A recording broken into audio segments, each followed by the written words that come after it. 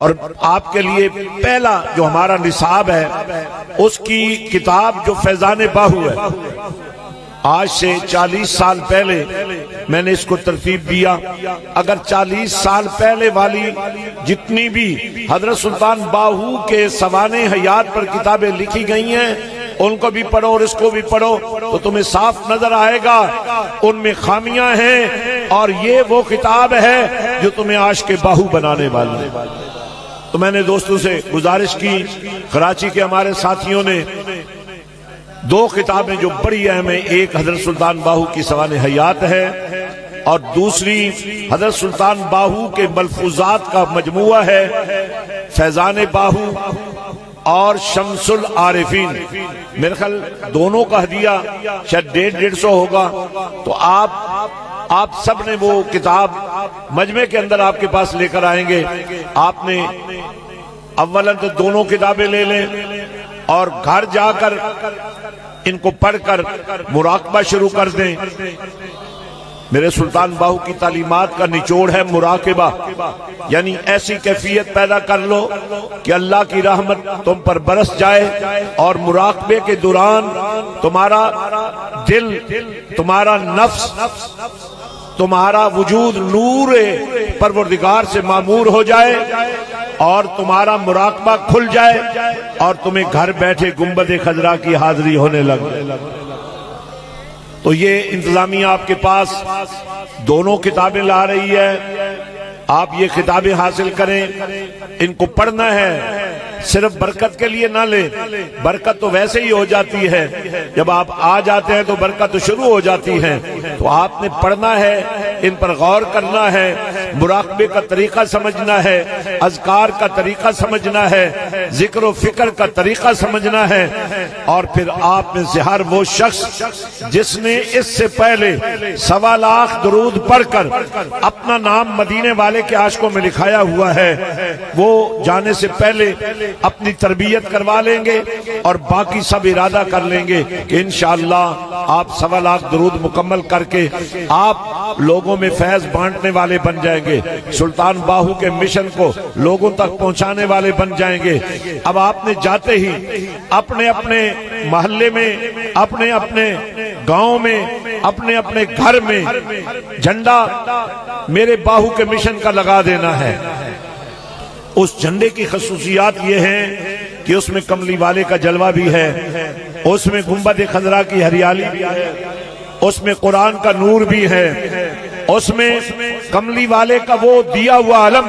جو نبی نے علی کو دیا تھا اور فرمایا تھا یہ علم میں اس کے ہاتھ میں دوں گا جو خیبر کو پاش پاش کر دے گا، اور وہی خیبر شکن علی نے وہ علم دیا پیارے حسن کو، پیارے حسن نے اسی علم کو اٹھا کر امت کو جوڑ دیا، خلافت کو چھوڑ دیا، اور وہی علم جب میرے آقا حسن پاک نے اپنے تدبر و فراست کو استعمال کرتے ہوئے پوری امت مسلمہ میں امن و آشتی قائم کر دی، تو وہ علم میرے آقا حسن پاک نے حسین پاک کو دے دیا، اور پھر حسین پاک نے کربلا کی سرزمین پر جا کر ایسا سجدہ کیا جس پر ساری کائنات کے سجدوں کو قربان کیا جا سکتا ہے۔ پھر اس جھنڈے کو غازی عباس کے ہاتھ میں دیا۔ لوگ مجھ سے پوچھتے ہیں جھنڈے کا رنگ کیا ہونا چاہیے، میں ان سے کہتا ہوں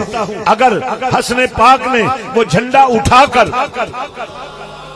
خلافت چھوڑ کر امت کو جوڑا ہے، اگر وہ جھنڈا ہاتھ میں لے کر علی نے خیبر کے دروازے کو اکھاڑ دیا ہے، اور وہ جھنڈا ہاتھ میں لے کر حسین نے سر کٹا کے دنیا کو بتا دیا ہے اسلام سے محبت کیا ہو، تو پھر وہ جھنڈا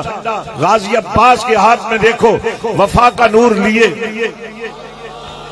تدبر حسن کا نور لیے، قربانی حسین کا ثمر لیے، ہمیں یہی دعوت دے رہے ہیں نا۔ جب میرے آقا، جب میرے مولا، جب حسین، جب حسن، جب علی اس امت کو بچانے کے لیے امن کا جھنڈا بلند کیے ہوئے ہیں، تو پھر میرے جھنڈے کا رنگ بھی سفید اور سبز ہوگا، سفید امن کی علامت ہوگی اور سبز گنبد خضرا کی ہریالیوں کا نور ہوگا۔ یہی کاروان میلاد کا جھنڈا ہے، یہی مشن حسینیت کا جھنڈا ہے، یہی رسول اللہ کی وفاؤں کا جھنڈا ہے، یہی رسول اللہ کی اداؤں کا جھنڈا ہے، یہی قرآن کی تلاوتوں کا جھنڈا ہے، اور یہی حسینیت کے چراغ کا جھنڈا ہے۔ یہی آپ کے بچوں کو، آپ کی بیٹیوں کو پاکیزگی اور طہارت کا نور دینے کے لیے آج مسجد حسین کی صورت میں گنبد خضرا کی ہریالیوں کا فیض بن کر صرف یہ مسجد حسین نہیں بلکہ گاؤں گاؤں مسجد حسین بنے گی، قصبے قصبے مسجد حسین بنے گی، شہر شہر مسجد حسین بنے گی، ملک ملک مسجد حسین بنے گی، تاکہ زمانے والوں کو پتہ چل جائے کہ مسجد حسین کسی مخصوص جگہ کا نام نہیں ہے، بلکہ مکے سے لے کر مدینے تک، مدینے سے لے کر کربلا تک، اور کربلا سے لے کر پوری دنیا تک یہی مسجد حسین کا مشن ہے، یہی مسجد حسین کا نور ہے۔